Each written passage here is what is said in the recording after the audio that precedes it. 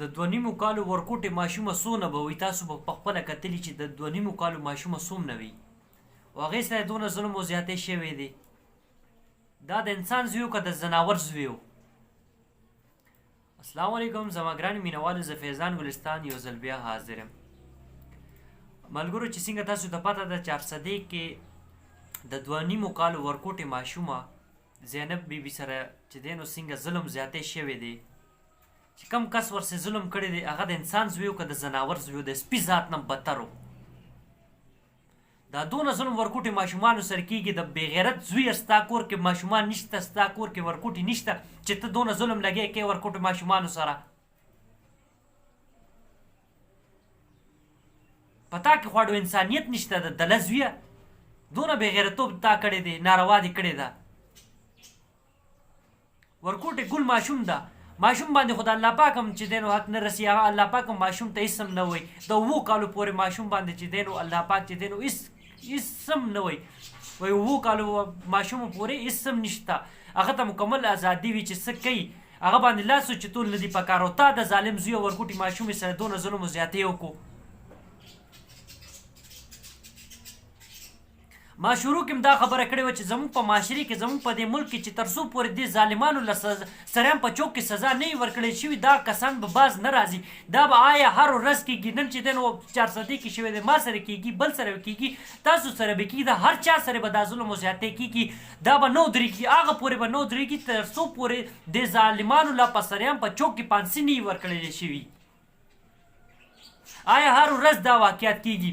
پېښور وګورئ، 400 وګورئ، مردان وګورئ، صوابۍ وګورئ، سوات وګورئ، ابټاباد وګورئ، مانسیره وګورئ، کم ځایونو کې به تاسو ګورئ.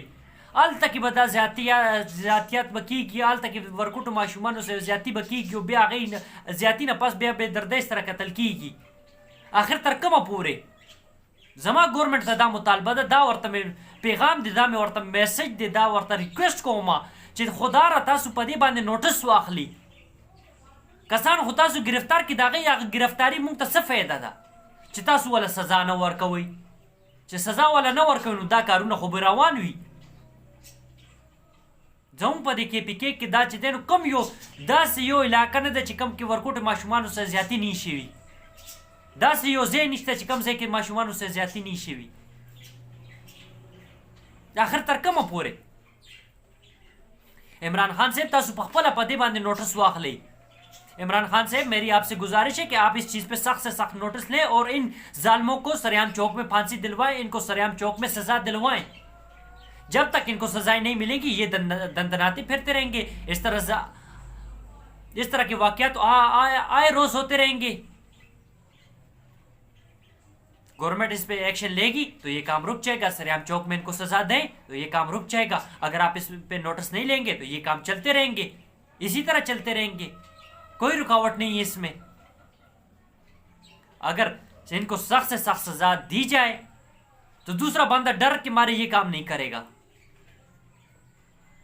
कैसी तब्दीली आई है, कैसे इंसाफ मिला है गरीब आवाम को? जहां पर देखें गरीब बच्चों के साथ ज्यादतियात हो रही है, उनके साथ जुल्म तशद्दुद हो रहे हैं, फिर हम कैसे मान लें कि तब्दीली आई है? तब्दीली आने का क्या फायदा? कैसी तब्दीली आई है जबकि यहाँ पर गरीब के बच्चों के साथ ज्यादतियात हो रही है, उनके कातलों को गिरफ्तार किया जाता है और बस उनको फिर पूछने वाला कोई है ही नहीं है. आप सरेआम चौक में इनको फांसी दिलवाएं, इनको सजाएं दिलवाएं, ऐसी इबरतनाक सजा दें ताकि दूसरा बंदा ये गलत हरकत ना कर सके. मगर यहाँ तो मुजरिम गिरफ्तार हो जाता है, उनके केस चलते रहते हैं, सजा तो उनको मिलती नहीं है, फिर वो 10-15 साल के बाद बरी हो जाते हैं, उम्र कैद हो जाती है, बरी हो जाते हैं. ये इंसाफ है गरीब आवाम को? खान साहब आप इस चीज़ पे खुद नोटिस लें.